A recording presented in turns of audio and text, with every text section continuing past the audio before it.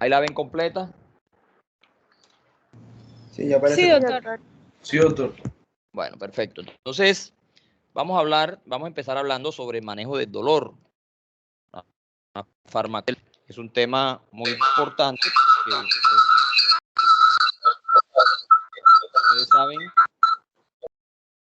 ustedes saben que la principal causa de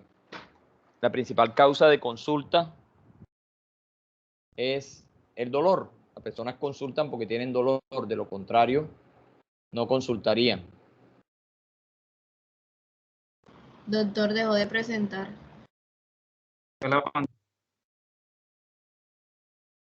Y se silenció. Les decía que la principal causa de consulta es el dolor, ¿cierto? Entonces las personas consultan porque tienen dolor. Para el manejo, no están viendo la pantalla. No, doctor. No. No. Con este equipo mío está molestando por todo. Bueno, déjenme Ahora sí, doctor. ya. Ahí ven bien, no necesito ponerla más grande, la ven bien así. Sí, señor. Listo.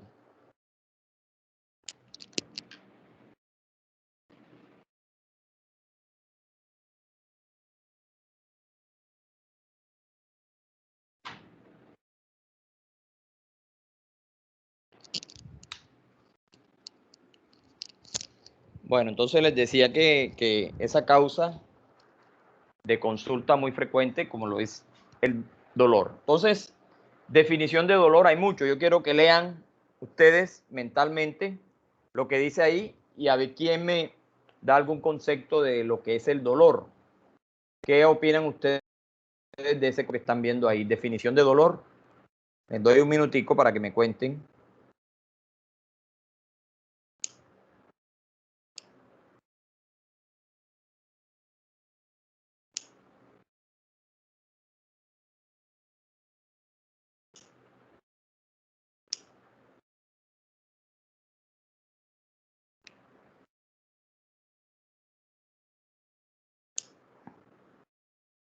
¿Qué me dicen? A ver.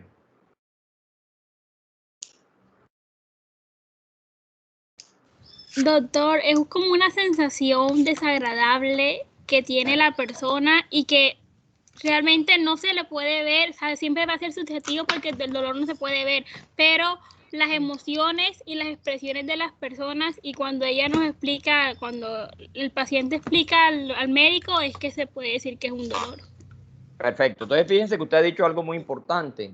Estamos hablando de algo subjetivo, ¿cierto? Entonces, por eso no es fácil medir el dolor. Lo que para usted es dolor, para mí, para lo que es un dolor intenso para uno, puede ser un dolor leve para otros. Y el dolor es lo más subjetivo del mundo. Nosotros nunca sabemos con precisión. Nosotros no tenemos claro realmente cómo medir el dolor. Entonces, nosotros al paciente lo que le estamos diciendo concretamente es, describa el dolor como lo ve. Entonces, el dolor tiene que ver con acto reflejo, como ven en la imagen. Para eso nosotros hablamos de la neurofisiología del dolor, que se da entrada y salida de unas líneas aferentes y eferentes desde el punto de vista nervioso, o unas fibras nerviosas, ¿cierto? Que nos van a dar una respuesta específica. Y nosotros, cuando evaluamos dolor, ya ustedes están en semiología, empezamos a evaluar el dolor. Y hay una escala de dolor, ahí ustedes la ven, que va desde 0 cuando no hay dolor a 10 cuando hay máximo dolor. Entonces nosotros vamos a ver en esa escala cómo es el comportamiento del dolor. Les voy a dar un minuto para que analicen ese comportamiento y ustedes me dirán cómo evalúan ese estado doloroso en un paciente.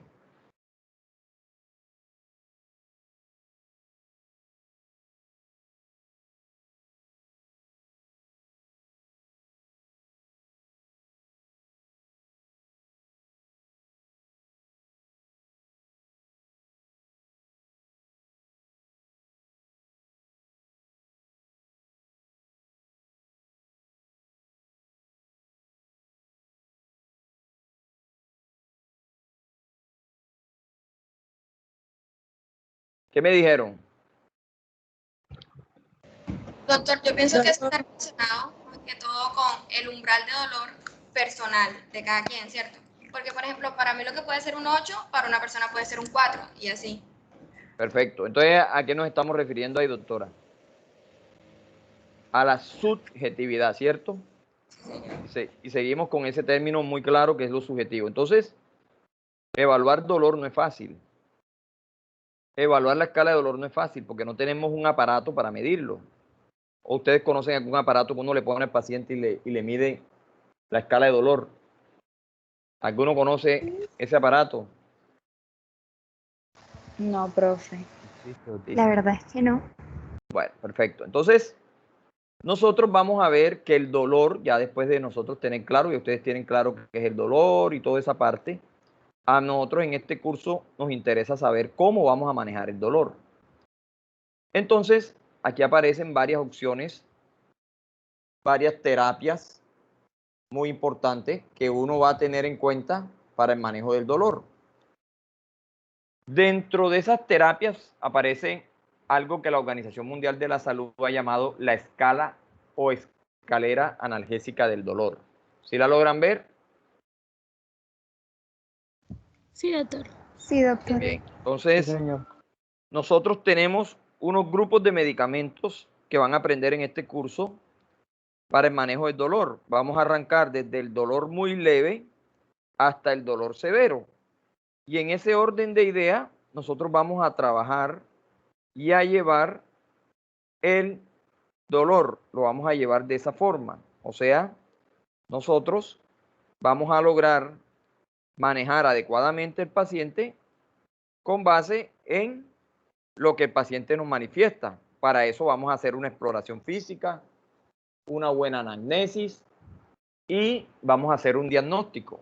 Y eso nos va a servir para manejo del dolor. Entonces, ¿qué tenemos? Nosotros tenemos un dolor leve, moderado, severo, así se clasifica, y vamos a tener medicamentos para el dolor leve, para el dolor moderado y para el dolor severo.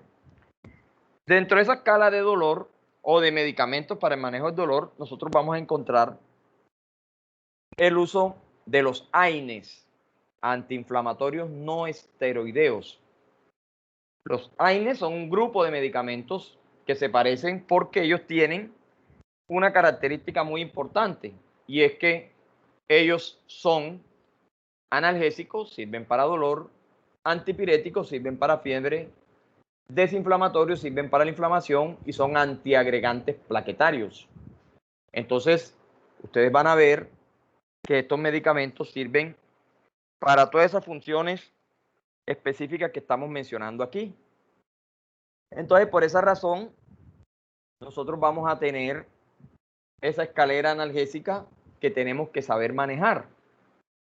Arrancamos del dolor leve y a eso les ponemos los famosos coadyuvantes. Un coadyuvante muy conocido es la cafeína. Entonces ustedes van a ver mezclas de analgésicos con cafeína muy frecuentemente. Ahorita vamos a ver todos los ejemplos que ustedes quieran.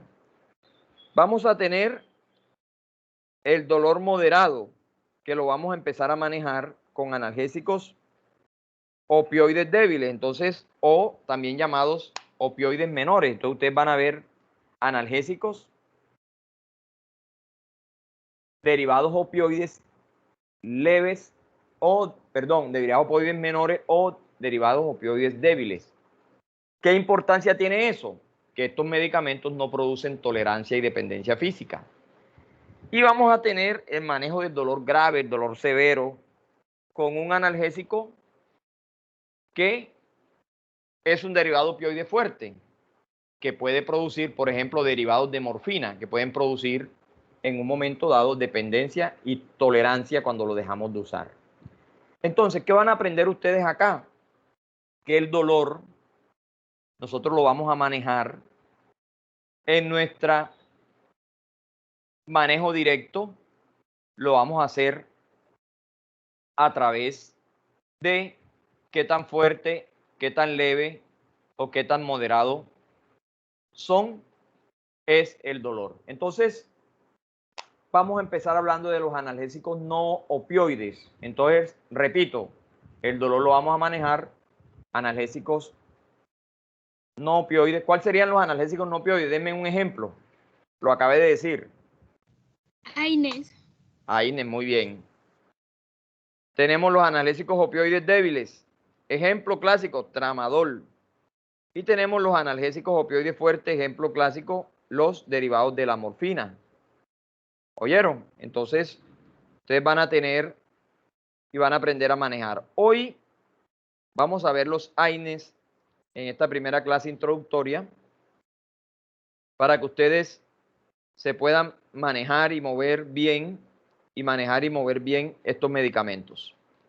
Entonces, los AINES, lo primero que deben tener claro, son un grupo heterogéneo. ¿Eso qué significa? Que ellos desde el punto de vista químico no se parecen. Ahí en los AINES van a encontrar ácidos, van a encontrar bases, desde el punto de vista químico. Entonces, ellos no se parecen, pero ellos comparten propiedades. Recuérdenme cuáles son las propiedades que comparten los AINES. Antipirético, antiinflamatorio, antiplaquetario y falta uno, pero no me acuerdo. Antiagregante plaquetario, doctora. Muy bien, analgésico, 1, antipirético, 2, ¿qué más? Antiinflamatorio. Antiinflamatorio y Antiagregantes. Agregantes plaquetarios. Listo, muy bien. Entonces esas son las propiedades. Entonces cuando usted le diga, mire, este AINES se parece químicamente al otro, no necesariamente.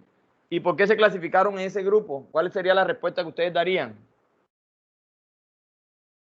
Tienen funciones parecidas. Porque tienen propiedades parecidas. Muy bien, listo. Entonces eso es lo que nosotros vamos a ver allí con respecto a esos famosos AINES. Listo. Les voy a pasar una imagen, les voy a dar mejor. Voy a hablar primero voy a invertir esto, espérenme un segundito. Voy a invertir algo aquí y ya enseguida seguimos con algo que les voy a mostrar directamente. Me voy a esta imagen de acá, la voy a reorganizar por acá abajo. Por aquí. La voy a quitar de aquí.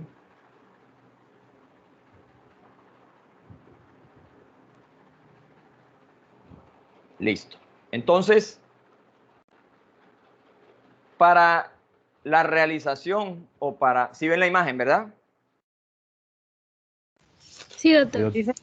Bueno. Entonces los AINES, su punto de partida es el ácido araquidónico. Necesitamos el ácido araquidónico, están las membranas de las células, está asociado a los eicosanoides. Recuerden que los AINES son antiinflamatorios no esteroideos. ¿Eso qué significa? Que no son derivados esteroides, que no dependen del derivados del colesterol, como los analgésicos esteroideos como la dexametasona, la hidrocortisona y demás. Entonces ahí vamos a tener una diferencia grande entre un medicamento y otro, entre la función de un medicamento y otro. Entonces para este caso vamos a tener muy presente esa parte. Entonces, ¿qué tenemos? Nosotros tenemos que el ácido araquidónico es el punto de partida porque a partir de dos rutas oxidativas vamos a tener que se va a metabolizar y se va a llegar a la producción de unas sustancias mediadoras importantes. ¿Cuáles son esas dos vías? La vía de la lipoxigenasa, LOX, y la vía de la ciclooxigenasa. Dos palabras que ustedes van a tener en boca durante este capítulo. Ciclooxigenasa y lipoxigenasa. Entonces, desde el ácido araquidónico nosotros vamos a obtener las prostaglandinas. Las prostaglandinas son unas sustancias que intervienen en la respuesta inflamatoria. Vasodilatación, aumento de la permeabilidad, tienen actividad quimiotáctica, aumentan la secreción de moco, disminuyen la secreción de ácido y provocan la contracción de la musculatura lisa. Entonces, desde el ácido araquidónico, por acción enzimática de la vía de la lipoxigenasa y de la ciclooxigenasa, específicamente ahora de la ciclooxigenasa, obtengo las prostaglandinas. Las prostaglandinas participan en la inflamación, aumentan la secreción de moco y disminuyen la secreción de ácido gástrico. Me voy a adelantar. Si yo utilizo un AINES óigame, cuyo mecanismo de acción es bloquear la ciclooxigenasa, que es una enzima. Cuéntenme qué logro haciendo eso. ¿Qué voy a disminuir en las prostaglandinas? Respuesta. Disminuiría la respuesta inflamatoria. Uno, claro. Perfecto. Entonces yo disminuyo la inflamación, pero produzco un problema. ¿Cuál es el problema? A ver. ¿Cuál es el problema que produzco? Disminuye la secreción de ácido gástrico. Perfecto. ¿Y qué problemas le trae a usted, doctora, la disminución de la secreción de ácido gástrico, bicarbonato? Enfermedad acidopéctica como la gastritis. Muy bien. Entonces, si yo les pregunto, ¿cuál sería la primera contraindicación para el uso de los AINES? ¿Cuál es la respuesta? Pacientes con úlceras. Pacientes con úlcera, muy bien. Pacientes con gastritis. Porque el citoprotector de la mucosa que produce la prostaglandina no se va a producir adecuadamente. Entonces, fíjense que los AINES tienen ventajas, pero tienen sus desventajas. Recuerden que eso lo dijimos desde el principio, que eran sustancias químicas a tener en cuenta. ¿Queda claro las prostaglandinas? Sí, doctor. Sí, doctor. Segunda molécula, tromboxanos. Cuando a mí me hablan de tromboxanos, participar en la hemostasia. Estoy hablando de coagulación. Recuerden que habíamos dicho que los AINES eran antiinflamatorios. ¿Y cómo logran la antiinflamación? Bloqueando las prostaglandinas. Y dijimos que eran antiagregantes plaquetarios. ¿Y cómo van a lograr eso? Entonces su principal función es participar en la hemostasia. Segunda molécula que se produce a partir de la vía de la ciclooxigenasa. Desde allá arriba, desde el ácido araquidónico, tromboxano. Entonces los tromboxanos se ven también involucrados en el proceso y ellos están asociados a los procesos de coagulación. Pero los AINES, óiganme, pueden producir broncoconstricción. ¿Cuál es el grupo de pacientes a los cuales tendríamos que tener mucho cuidado con el uso de los AINES? Respuesta. Pacientes asmáticos, pacientes con EPOT, o sea, todos los pacientes que tengan problemas de intercambio gaseoso, donde estas moléculas nos van a dificultar el proceso. Entonces ellos sí actúan como antiagregantes, pero también pueden producir efectos en ese tipo de pacientes. ¿Están claros los tromboxanos? Doctor, ¿podría repetirme lo de los tromboxanos, por favor? El tromboxano participa, su función biológica principal es la hemostasia. ¿Qué es la hemostasia? ¿Quién me ayuda? Fisiología hematológica. ¿Qué es la hemostasia? Hemostasia es sinónimo de ¿qué? El equilibrio. De coagulación, de equilibrio, muy bien. Y si la hemostasia está bloqueada, ¿qué le pasa? No hay coagulación. Eso, entonces actúa como antiagregante plaquetario. Entonces, ¿qué pasa? En condiciones normales el tromboxano hace eso. Al estudiante que me preguntó, ¿y si yo le doy un AINES a ese paciente, qué pasa con los tromboxanos? Respóndanme.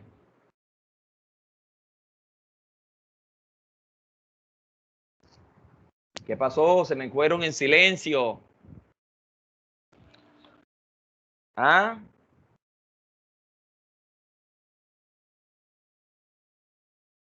Si yo participo en la hemostasia, mantengo la coagulación en buen estado y le coloco un medicamento que me bloquea el proceso, ¿qué pasa con la coagulación?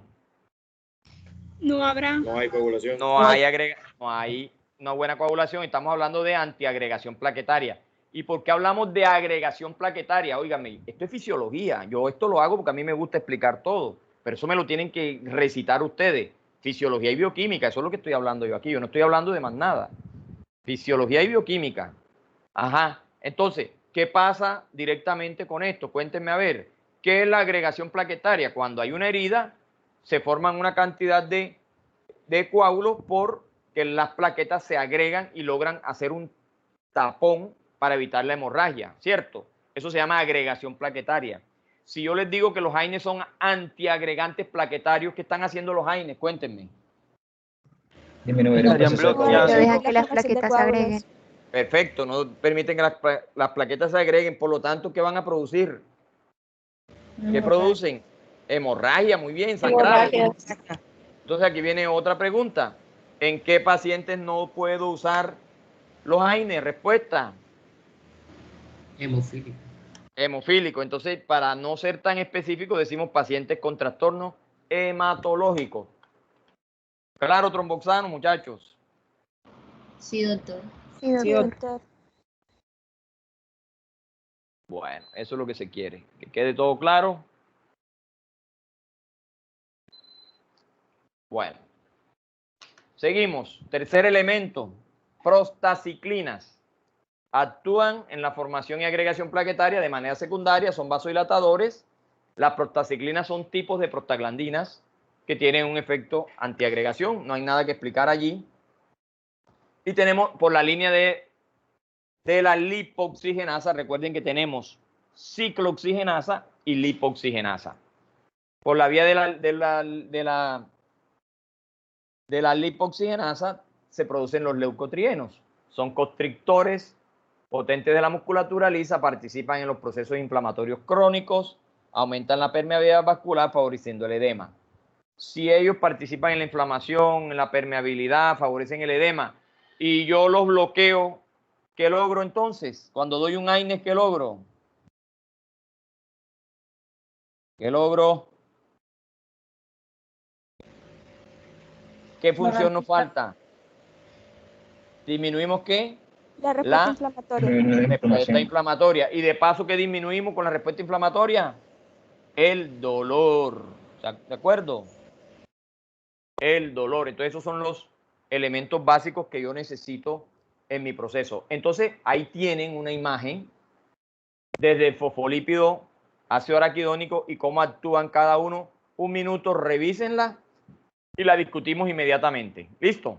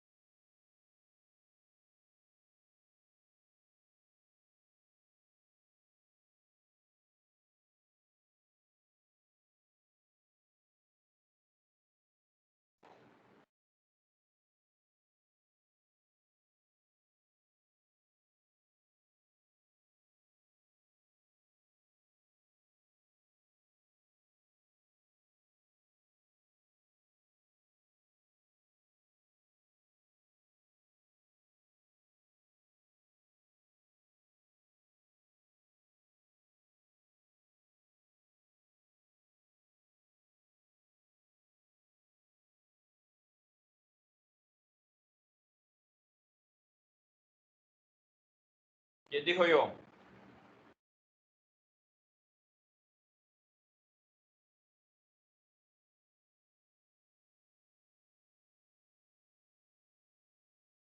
¿Quién dijo yo? ¿Quién dijo yo?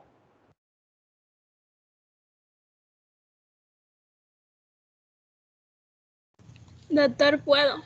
¿Quién dijo puedo? Yo. ¿Quién Páez soy Madrid, yo? Andrea. Páez Madrid, Andrea. Páez, préndame la cámara, Páez, y cuénteme. Bueno, lo que yo entiendo en esta imagen es que el ácido araquidónico va a provenir de los fosfolípidos de la membrana, que estos van a interactuar a través de la enzima de fosfolipasa A. El ácido araquidónico va a tener dos vías oxidativas principales, que está la ciclooxigenasa y están las lipoxigenasas. Las ciclooxigenasas van a dar unas sustancias mediadoras, como ya lo mencionamos antes, que son las prostaglandinas, que estas son... Ellas van a iniciar, son importantes en la respuesta inflamatoria, en las contracciones uterinas y en el equilibrio hídrico. Están los trombosanos, que ellos son vasoconstrictores y son importantes en la agregación plaquetaria. Están las prostaciclinas, que se encuentran a nivel de los vasos, son vasodilatadores y ellos lo que van a hacer es prevenir la formación y agregación plaquetaria. Y están las lipoxigenasas, que tenemos los leucotrienos, que ellos tienen una función de hipersensibilidad, tienen fagocitosis y participan o tienen una actividad quimiotáctica. Bien, perfecto, muy bien. Entonces, doctora, usted misma, ¿Qué pasa si yo doy, ahí tienen el ejemplo de la aspirina? La aspirina es un salicilato, ácido acetil salicílico o aspirina. Lo doy a un paciente. ¿Cuál será la acción de la aspirina en este paciente? En esas vías que nosotros estamos viendo. La acción de la aspirina sería bloquear la vía ciclooxigenasa, que lo que va a hacer es disminuir las respuestas inflamatorias. Muy bien. ¿Qué más produce entonces? Además de disminuir el dolor. El dolor. El antiagregante plaquetario. Es un antiagregante plaquetario, pero impide la formación de trombos. Perfecto. Entonces, nosotros vamos a ver que además de eso, él actúa en la vía de la lipoxigenasa. Y fíjese que ahí le habla de quimiotaxis, fagocitosis e hipersensibilidad. Entonces, recuerde que estos medicamentos pueden producir efectos tóxicos asociados a la sensibilidad. Muy bien. Muy bien. Entonces, me salí, no me diga. Sí, doctor, se salió. Sí, señor, te puedes compartir. Está más delicado que, mejor dicho. Bueno. Pregunto, ¿todo el mundo la tiene clara? Sí, señor. Claro, doctor. ¿Todo el mundo ve la imagen?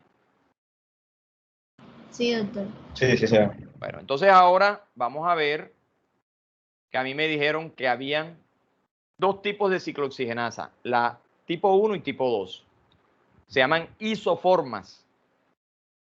O sea, que la COX, que es la abreviatura de ciclooxigenasa, vamos a tener COX-1 y COX-2. Me dicen que la COX-1 es constitutiva, actúa en el estómago, el intestino, en el riñón, en las plaquetas, y la COX-2 actúa sobre focos de inflamación como macrófagos, células endoteliales, entre otros. ¿Listo? ¿Qué significa eso? Que cuando yo doy un AINES que actúa muy fuerte sobre la COX-1, produzco bloqueo de todo lo anterior, estómago, intestino y demás. Quiere decir que los efectos adversos serán más severos. Cuando yo doy un medicamento que bloquea solo la COX-2, no va a bloquear células o reacciones a nivel de estómago, intestino, riñón, sino directamente sobre la inflamación. Entonces ahorita vamos a ver, según el bloqueo sobre la COX, cómo se clasifican los AINES. ¿Listo? Entonces, concluimos el mecanismo de acción, ya lo acabamos de ver, ¿cierto? Ahí lo tienen. Si yo les preguntara a cualquiera de ustedes, quien quiera hablar, cómo es el mecanismo de acción de los AINES, ¿qué me dirían? Recuerden que el mecanismo de acción es lo más importante de un medicamento. Con ese y es lo que ustedes se tienen que aprender en este curso. Díganme a ver, ¿cómo interpretan el mecanismo de acción? ¿Cuál sería el mecanismo de acción?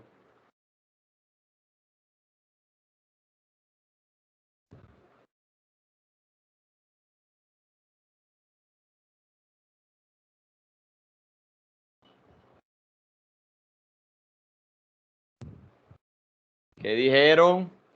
El mecanismo de acción sería inhibiendo alguna de esas dos rutas oxidativas. Doctor, ¿puedo?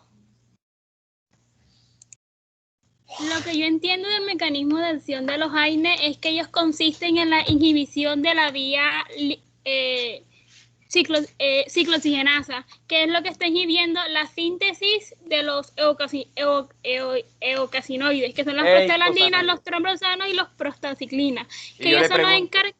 ¿Y no se mete con la lipoxigenasa, doctora?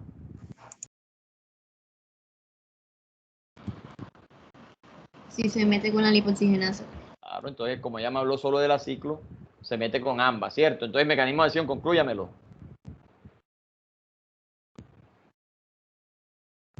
Conclúyamelo.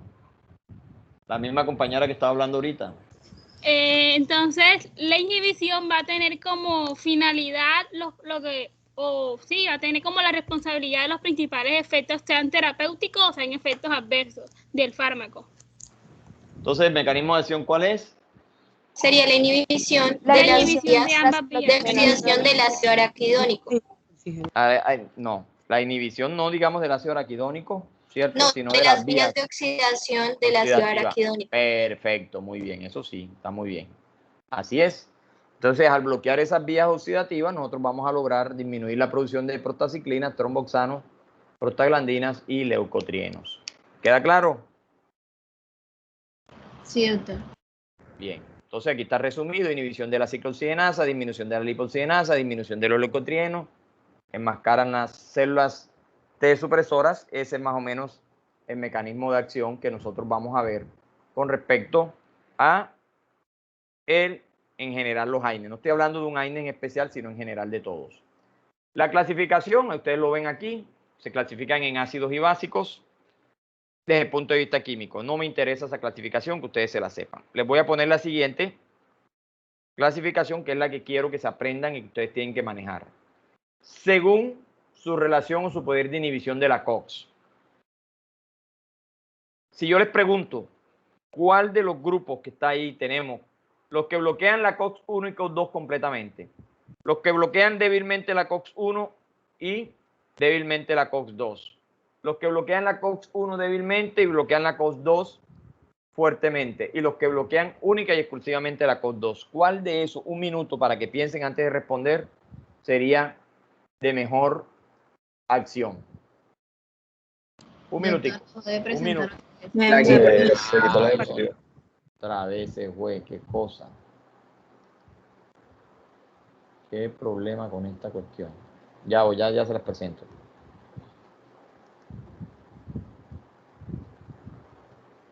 ¿Ahí sí ven? Sí, señor. Bueno, listo. Sí, un minutico.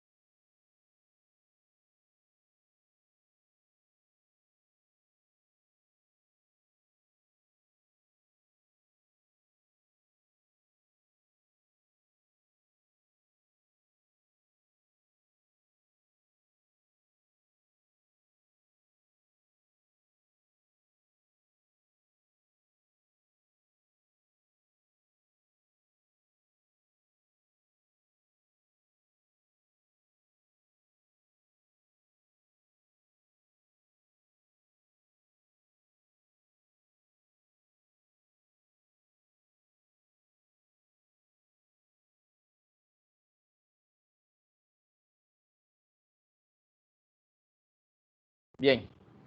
¿Quién dijo yo? Yo, doctor. ¿Quién habla? Valentina Brito. Valentino. Dele, Valentina. ¿Usted había dicho que cuáles eran los mejores? Sí, los mejores. Listo. Yo pienso que son los selectivos de la ciclooxigenasa 2. Muy bien, perfecto. ¿Por qué razón? ¿Qué va a Porque buscar usted, Valentina, con un AINES? yo lo que busco con un AINES es reducir el dolor, principalmente reducir el dolor. Reducir el dolor, reducir la inflamación y pues, no sé si la agregación plaquetaria, pero... Claro, perfecto. Entonces, perdón, Valentina, un segundito. Entonces aprovecho para decirles que no todos los AINES hacen todo. Hay AINES que son muy buenos para una cosa y otros AINES que son mejores para otra. Ya. En general, eso es lo que pasa. Siga, Valentina. Valentina. Entonces, sí, señor. Entonces, ¿qué sucede? Que aquellos que son selectivos contra la ciclooxigenasa 2 nos dan esos efectos sin ¿cómo se llama esto? Los efectos secundarios, como pueden ser la disminución de la protección gástrica. Entonces podemos tener todos los efectos sin efectos secundarios adversos que no vayan a ser beneficiosos para nosotros. Entonces, Valentina, si usted tiene un paciente con una gastritis severa y necesita un analgésico, sería alguno de ese grupo. Perfecto. El Celecoxib, Rofecoxib. Bueno, ¿qué es lo que le dan en la EPS, Valentina? ¿Le dan Celecoxib, Rofecoxib cuando usted va? Disculpe, ¿cómo? ¿Qué le dan en la EPS cuando usted va con un dolor? Celecoxib, Rofecoxib, selectivos con 2. No, acetaminofén a lo mucho. Ah, lo mucho. Y si Lo más están común es el diclofenaco. Bueno, entonces vámonos, ahora nos vamos ahí a esa línea. A lo sumo el naproxeno, me dijeron, el ibuprofeno, el diclofenaco. Entonces, ahora pregunto, ¿y por qué creen ustedes que les dan el naproxeno? Porque es más barato. ¿Por ser primera línea? Ya lo dijo su compañero, porque es más barato. ¿Y por qué creen ustedes que es más barato? Denme la respuesta farmacológica, no de negocio. ¿Cuál será la respuesta? Por sus componentes terapéuticos. No, miren la imagen. Porque estamos el hablando de- diseño no es tan específico. Eso, entonces como son, obvio, sí, claro, y como ellos bloquean la ciclocinasa 1 y 2, ellos producen más efectos adversos y por eso obviamente son más económicos. ¿Cuál de estos es los más costosos? Los CONCID son los más costosos, los COX-2, los selectivos COX-2, Celecoxib, Rofecoxib, Tirocoxib, entre otros, y vamos a ver varios. ¿Queda claro eso? Sí, señor. Sí, doctor. Muy bien, entonces, obviamente, esto es una clase, esto es un resumen de todo lo que ustedes tienen que leer ese capítulo de AINES completo, estamos revisando. Vamos a hablar un poquito de la farmacocinética de los AINES en general y voy a poner algunos ejemplos. La mayoría se absorben bien. Esto se lo tienen que aprender de memoria, no lo que yo tengo proyectado, sino lo que está en el libro completo. No presentan cambios en la disponibilidad por alimento, principal vía de excreción renal. Entonces, cuando yo digo, los AINES por vía oral, ¿cómo son? Muy buenos, se absorben muy bien, tienen una buena biodisponibilidad, se eliminan la mayoría por vía renal. Vamos a hablar de algunas diferencias o de algunos AINES en específico. Por ejemplo, el acetaminofén, que es el paraminofenol o paracetamol, se absorbe rápidamente en el tubo digestivo, alcanza buenas concentraciones plasmáticas, difunde bien los tejidos, 95% se metaboliza en el hígado, estoy hablando en general de eso. Por ejemplo, los salicilatos, ahí tenemos el ácido acetil salicílico, se absorbe bien y rápidamente en el estómago y duodeno, se distribuye en los tejidos corporales, líquidos transcelulares, son transportados activamente al líquido cefalorraquídeo, cruzan la barrera placentaria. Fíjense, ya estamos hablando de que cruzan la barrera placentaria. ¿Cuál sería la primera contraindicación del uso de los salicilatos? Embarazo. Mujeres embarazadas. Muy bien. Entonces, mucho cuidado con las embarazadas. Entonces, los salicitalatos no los podemos dar. Entonces, esas diferencias son las que ustedes tienen que ir aprendiendo a manejar. ¿Sí? Doctor, y además las mujeres lactantes. Eso, porque muy dice bien. que... Entonces, en lactancia, claro, muy bien. Entonces, son los detallitos que ustedes van a tener en cuenta. El ibuprofeno, que son el naproxeno, que son de la misma familia, derivados del ácido propiónico, se absorben bien por vía oral. Los alimentos reducen la velocidad, pero no, la absorción por vía rectal es lenta y irregular, no se deben dar por vía rectal. Difunden bien, pasan el líquido sinovial. Óiganme, el líquido sinovial. Entonces, cuando entremos en ese grupo de pacientes con dolores articulares, inflamación por artritis y demás, esta es una excelente opción. Ibuprofeno, naproxeno, porque va muy bien a ese líquido sinovial. Atraviesan la placenta. También llegan en concentraciones bajas, pero llegan a la leche materna, metabolismo intenso y variado en general. Derivado del ácido acético tenemos la indometacina. Se absorben rápida y casi como completo por vía oral, se distribuyen por todo el organismo, se unen a proteínas plasmáticas en un 95%. Y les voy a mencionar algo de los inhibidores selectivos de COX-2, como el Celecoxib, que presentan muy buena absorción por vía oral, tienen buena y una amplia distribución tisular, gran parte del fármaco secreta por orina y su metabolismo, su vida media, perdón, es de 11 a 17 horas. Entonces, ojo, esa es otra ventaja. que ustedes van a experimentar con los inhibidores selectivos de la COX-2. ¿Cuál será esa ventaja? ¿Quién me dice? Además de los efectos adversos, tienen vida media larga. Por lo tanto, no se van a repetir tan seguida las dosis. Una dosis al día o máximo 2 dosis al día. En cambio, cuando uno da la acetaminofén, hay que darlo cada 6 horas o inclusive cada 4 horas. ¿Todo claro? Sí, doctor. Sí, doctor. Bueno, yo les pregunto a ustedes. Sí, dígame. Si el paciente tiene daños renales, ¿cómo haría? Daño renal. Nosotros, miren, esto es una pregunta que yo le voy a contestar en el transcurso de las clases. Usted tiene que tener en cuenta el metabolismo. Va a haber medicamentos que se metabolizan mejor por una vía que por la otra o que se excretan mejor por una vía que la otra. Entonces nosotros, cuando tenemos un paciente con daño renal, lo ideal es no darle ningún tipo de medicamento. Y si le vamos a dar, lo hacemos de la manera más concreta y precisa. ¿Listo? Entonces hay que tener cuidado. Eso lo vamos a ir aprendiendo en el curso de manera continua. Bueno, entonces tenemos, ¿para qué sirven los AINE? Vamos a arrancar. Utilidades o indicaciones clínicas. Primero, enfermedades reumáticas. ¿Por qué razón los AINE sirven para enfermedades reumáticas? Respuesta. Porque llega se muy ven bien al líquido inflamadas. sinovial. Porque llegan al líquido sinovial. Porque hay inflamación. ¿Qué más tiene el paciente reumatoideo? Dolor. Dolor, muy bien. Dolor, inflamación, ¿cierto? Y hay algunos que llegan muy bien al líquido sinovial. Entre esos, ¿cuáles? El ibuprofeno y el naproxeno. Ahí tienen otros, artritis gotosa, espondiloartropatías, artrosis. Todas estas son patologías asociadas directamente a los AINE. ¿Listo? Que son enfermedades reumáticas que nosotros debemos tener en cuenta. Tenemos muy conocido estas imágenes: cefaleas, dismenorreas, cólicos biliares, renales. O sea, se van a ver todo ese tipo de respuestas en estos pacientes. Por lo tanto, está indicado en el manejo de dolor, cefalea, dolores cólicos menstruales, cólicos biliares, renales. Entonces, ahí está. ¿Por qué me sirven las cefaleas? Respuesta. Porque hay unos que acceden activamente al líquido cefalorraquídeo. Muy bien. Porque ellos son analgésicos, porque llegan al líquido y porque disminuyen el dolor, ¿cierto?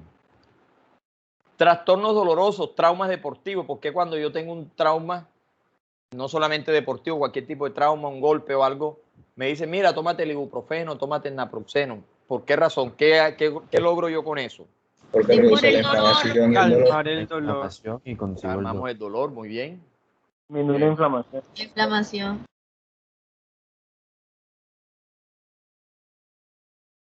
Muy bien, muy bien. Entonces, temas a tener en cuenta. Ahora les voy a presentar algunos nombres comerciales de medicamentos que ustedes conocen para que ustedes vean, y quiero que miren en lo que voy a presentar la dosis. Ya ustedes son expertos. Vamos a ver. Me dicen acetaminofén, paracetamol, nombre comercial Adoren. Tabletas de 500, tabletas de 100, jarabes de 30 miligramos por mililitro, gotas de 100 miligramos por mililitro. Y me dicen que la dosis de 40 a 60 miligramos kilo día. Cuéntenme, ¿y cómo van a manejar esa dosis de 40 a 60? ¿Cuándo usan 40? ¿Cuándo usan 60? Respuesta. Doctor, se usa la dosis de 40 como cuando la persona es la primera vez que toma el medicamento, para que no genere efectos adversos. Ajá, ¿y usted cree que porque tenga poquita dosis mínima no va a generar efectos? No es la respuesta. ¿Quién más Por me el ayuda? peso del paciente. No, no tiene nada que ver. De 40 a 60 es una dosis plena. Usted no le estaban hablando de peso ahí, le están hablando de dosis. Por el dolor que tenga el paciente. Por el cuadro clínico. Muy bien. Entonces, si es un dolor severo. En la escala, por la escala de dolor. Perfecto. Entonces, ¿qué tenemos? Si el paciente tiene un dolor severo, me voy a la dosis máxima. Si el paciente tiene un dolor más leve, me voy a la dosis mínima. ¿De acuerdo? Recuerden a los que me dijeron peso, que a mí no me interesa el peso. El peso, si el paciente pesa 100, usted multiplica 40 por 100 y le va a dar 4.000 y usted divide y hace su cálculo. ¿De acuerdo? Entonces, ahí es importante esa parte. Tenemos el acetaminofén como Winadol, nombre comercial. Y habíamos dicho que ellos podían venir con coadyuvante. Entonces, yo puedo tener el acetaminofén con codeína. Ahí está Winadol Forte, una mezcla. Y yo puedo tener el acetaminofén simple como Dolex, muy conocido. Tableta, miren que la dosis es la misma. ¿Qué está cambiando? El nombre comercial.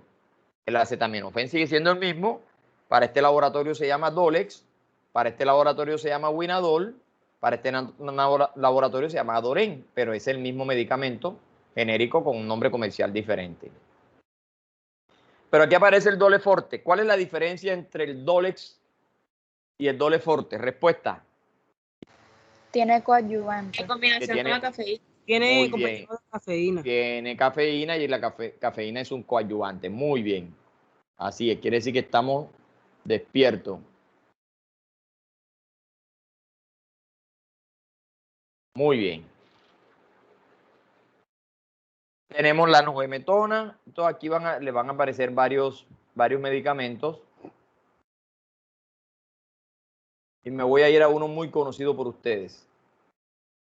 La aspirina. Dice que es ácido acetil salicílico. Es un salicilato. Y comercialmente se conoce como aspirina. Viene de 100 y de 500 miligramos. Miren la dosis abajo. 500 a 1000 miligramos cada 4 horas. Tenemos la cardioaspirina. Pregunto, ¿qué diferencia hay entre la aspirina y la cardioaspirina? La concentración. Sí, la concentración, pero aquí hay una cardioaspirina que es de 100 y aquí hay una que es de 100 también. ¿Cuál es la diferencia? Laboratorio. El nombre del laboratorio. Muy bien, el laboratorio le puso su nombre para llamar la atención. ¿Y por qué creen que es cardioaspirina? Y dice tratamiento diario para prevención de infarto. ¿Cómo la cardioaspirina, la aspirina o el ácido acetil salicílico previenen un infarto en un paciente? Respuesta. Porque al evitar la agregación plaquetaria. Porque es un antiagregante plaquetario. Muy bien, porque es un antiagregante y recuerden que el paciente tiene riesgo de lesión endotelial y de paso se puede presentar algún tipo de alteración directamente en este tipo de paciente. Muy bien, así es. Doctor, pero tampoco, o sea, se acerca a riesgo de hemorragia, ¿no? No, a esa dosis de 100 miligramos no, doctora. Si usted utiliza, mire que la dosis plena de la aspirina, ahí la tienen, serían hasta 4.000 miligramos, perdón, 2.000 miligramos al día. Óigame eso. Y usted como preventivo de infarto o de coagulación, la dosis es de 100 miligramos al día. De 2.000 la bajamos a 100, ¿oyó? Entonces el riesgo de hemorragia es muy poco. Pero le aclaro algo. Si un paciente está consumiendo este medicamento y va a ser sometido a algún procedimiento quirúrgico, debe suspender el medicamento previamente porque tiene riesgo de sangrar. ¿De acuerdo? Ok, sí, doctor. Eso es muy importante tener en cuenta. Tenemos los Advil. Este es el ibuprofeno. El Advil normal que ustedes conocen. Tienen algunos que vienen en presentaciones pediátricas. Aquí tienen el Advil Children. ¿Cierto? Ahí tienen la dosis 5 a 10 miligramos kilo día, cada 8 horas. ¿Quién me ayuda? Me llegó un niño de 14 kilogramos. Y le vamos a dar Advil cada 8 horas. Cuéntenme. ¿Cuánto les da? 140 miligramos por kilogramo por día. Por día. Y si tiene que dar 3 dosis, doctora, ¿qué tiene que hacer? 140, ¿qué va a hacer con el 140? Dividirlo entre el número de dosis. Lo dividimos entre 3, ¿cierto? Y lo que nos dé lo vamos a convertir. Nos dicen que la suspensión de 100 miligramos trae 5 mililitros y hace la conversión. Eso lo tienen claro, ¿cierto? Sí, doctor. Muy bien, muy bien. Entonces nos vamos, ahí seguimos hablando del ibuprofeno. Y aquí les voy a presentar uno muy conocido por las mujeres, el Calmidol. Miren el Calmidol. ¿Cuál es el nombre genérico del Calmidol? Ibuprofeno. Ibuprofeno, perfecto. Entonces, ¿por qué cuando las mujeres tienen cólico lo único que les quita el cólico es el Calmidol y no se los quita el ibuprofeno. ¿Cómo se llama eso? Marketing. No, no, Sí, nada. ¿Coadyuvante? Eso lo vimos, no, eso lo vimos en clase. Placebo. Placebo, eso, ¿cómo que marketing? Placebo, piensan que sí les hace bien, pero es la misma vaina. Claro, y también le hace, doctor, que ahí estamos, es que estamos evaluando en esa mujer el estado psicológico, y tan bueno El es. efecto psicológico. Claro, y les da muy buen resultado, y tienen muchos diferentes tipos de Calmidol, el Max. Entonces, ¿qué diferencia hay entre el Calmidol normal y el Calmidol Max? Respuesta. Tiene coadyuvante que es la Cafeína. ¿Cuál sería mejor, el Calmidol base o el Calmidol con cafeína? El Depende Calmidol. del dolor. El que tiene cafeína. Depende del dolor, ¿no? Entonces yo pregunto, yo puedo darle a un paciente cualquier tipo de analgésico que tenga un potencializador o un coadyuvante, como el caso de esa cafeína que estamos viendo ahí. Entonces no tenemos ningún problema desde ese punto de vista. Aquí tienen otros, por ejemplo, dígame. Entonces, ¿para qué mandar uno sin coadyuvante si puedo mandarlo siempre con eso? Por el costo, doctor. ¿Quién habló? Jean Paul Cogollo, profesor. Jean Paul, muy sencillo, Jean Paul. El tema es de costo. Si usted está recetando en la EPS, no puede mandar con el coadyuvante, tiene que mandar ibuprofeno simple, ¿de acuerdo? ¿Por qué? Porque la diferencia entre un medicamento y otro desde el punto de vista económico es grande, ¿oyó? Entonces nosotros siempre tenemos que pensar en el bolsillo del paciente. Si tiene para comprarlo, si le alcanza para comprarlo, si le sirve. ¿Ya me hago entender? Y, o sea, sí, doctor, entendí, Doctor, pero y ahí entraría también el de dolor. Claro, usted le puede decir que se compre ese aparte, claro que sí lo puede hacer. Pero hay otro tema también, acuérdense de la escalera analgésica. ¿Cuándo yo empiezo a meterle coadyuvante al cuento? Cuando el dolor no lo manejamos. ¿Qué pasaría si yo a todos los pacientes le arranco? Yo puedo decirle a ustedes, ¿yo para qué voy a hacer AINE? Yo mejor le doy un derivado opioide de una vez, yo le doy morfina. Que van a desarrollar resistencia. No, resistencia no. Tolerancia. Tolerancia y dependencia, la resistencia en antibióticos. Y hay otra cosa importante, ¿cuál será? Además de eso que acaba de decir su compañera. Hipersensibilidad. No. Y cuando usted se acabe la escalera, el último escalón de la escalera, ¿qué va a hacer? Queda sin tratamiento. Ay, entonces, ¿qué más vamos a hacer? No tenemos más tratamiento. Muy bien. Entonces quedamos bien, pero bien fregados del manejo. Listo, ustedes mismos están cayendo, ustedes están aprendiendo, están leyendo y ustedes mismos van cayendo.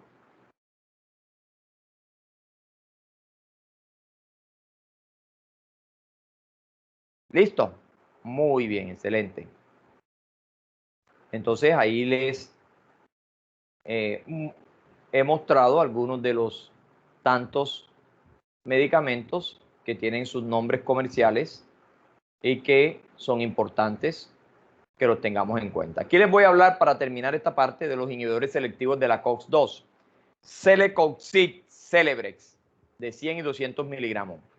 Muchachos, ustedes ven la cajita esa, ¿cierto? ¿La están viendo todos? Sí, señor. Esa cajita vale 30.000 a 35.000 pesos. ¿A cómo salen las tableticas? A 3.000, 3.500 pesos. La cápsula. Pregunto, ¿cuánto vale las 10 tableticas de ibuprofeno? 1.000 pesos, 2.000 pesos, 3.000 pesos. ¿Ya? Y si son piratas, valen 500 pesos. ¿Estamos de acuerdo?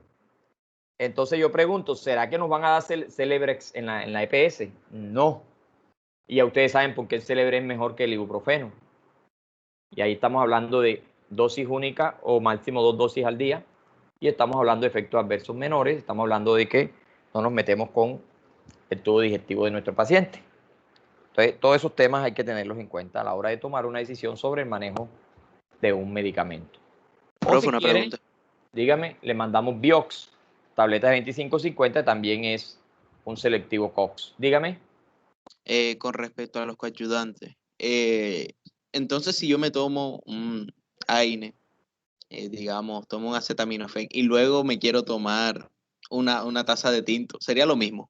No, porque es que esa taza de tinto no viene con la presentación. Recuerde que necesitas un transportador, necesitas, sí, recuérdese que Sí. ya vimos en generalidades que usted, esa sustancia, para llegar al receptor necesita ser llevada y para eso nosotros necesitamos algunas cosas. Entonces, en condiciones normales eso no se va a dar, ¿oyó? Entonces, Listo, profe. descárteme esa parte porque ahí usted no va a tener la posibilidad desde ningún punto de vista de tener esa respuesta como usted me la está planteando. ¿Listo? Si fuera Claro, así, nosotros le dábamos a todo el mundo cafeína y con eso manejábamos los dolores. ¿Oyó? Sí, señor. Sí, señor. Bueno, listo. Quiero que miren esta imagen. Efectos adversos de los AINES. 1 minuto la miran y me cuentan qué observación tienen. La ven bien, ¿verdad? Sí, señor. Bueno.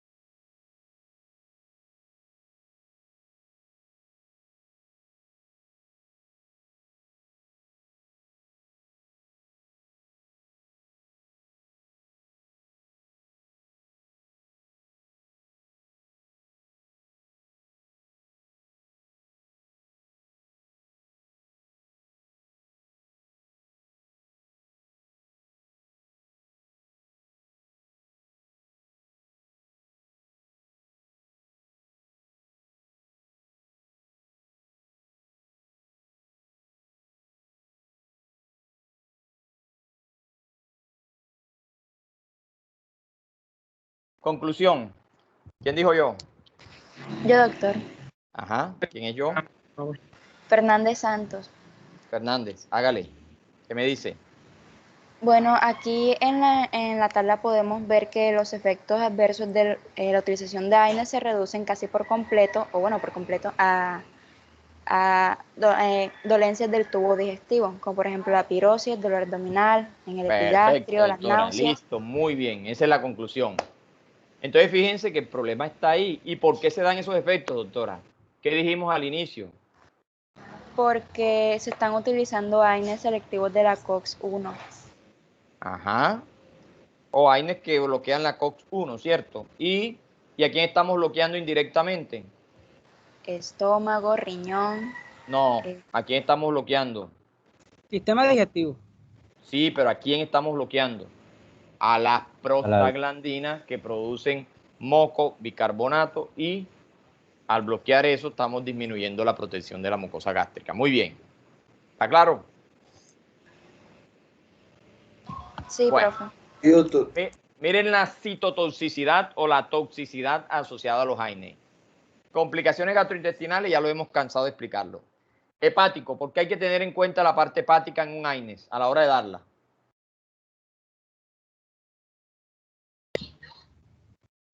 Por su metabolismo. Eso. Renal, ¿por qué razón? Por la eliminación. Por su vía de excreción. Vía de excreción. Hematológica, ¿por qué razón? Se transportan en la sangre. Por los antiagregantes plaquetarios. No, no porque se transporten en sangre, no señor. ¿Por qué razón? Porque Podría causar hemorragia. hacen efecto a nivel de la coagulación sanguínea como antiagregante. Muy bien. ¿Y por qué la hipersensibilidad? Ah, porque pueden ser ¿qué? Alergia. Recuerden que son sustancias químicas.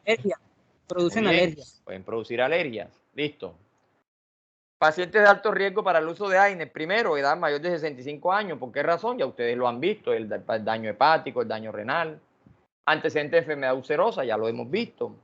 El uso concomitante de enteroides. Los corticosteroides tienen un mecanismo de acción similar. También bloquean la ciclooxigenasa, sí. Hay que tener mucho cuidado. Uso mejor de más de un AINES. No debemos usar 3, 4 AINES al mismo tiempo. ¿Por qué razón? Respuesta.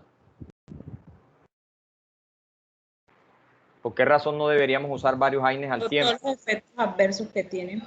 No, y además de eso, ¿qué hace? La concentración. Por la constante inhibición de Toxicidad. Tóxica de pronto. Son más tóxicos. ¿Y qué beneficios traen? Terapéutico. Ninguno, es el mismo beneficio, ¿cierto? Si yo estoy usando un AINES, es el mismo beneficio. No hago nada.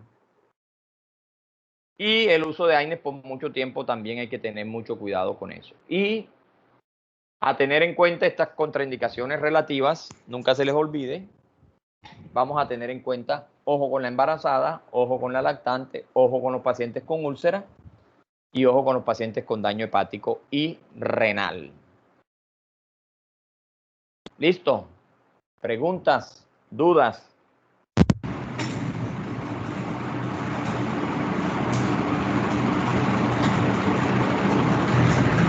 ¿Qué me dijeron? Proceder a la diapositiva Bueno, un de paciente contraindicaciones. que ya ¿A cuál? A esa de contraindicaciones. Pregunta, ¿quién iba a preguntar?